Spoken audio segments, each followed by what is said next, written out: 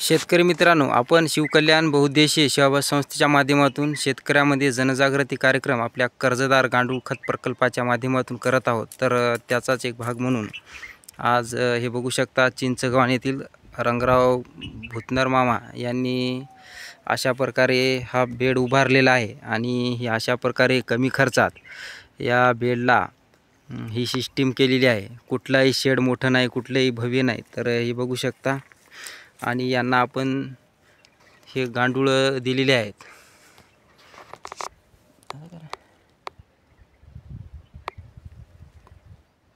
तर हे अशा प्रकारे गांडूळ सोडा।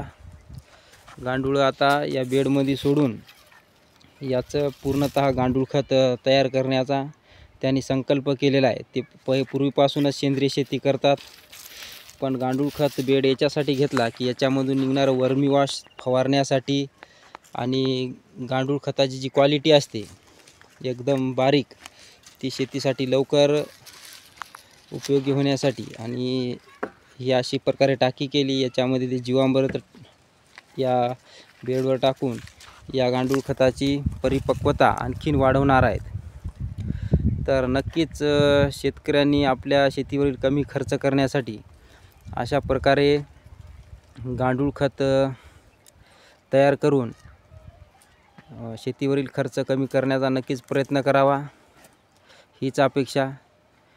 जय जवान जय किसान।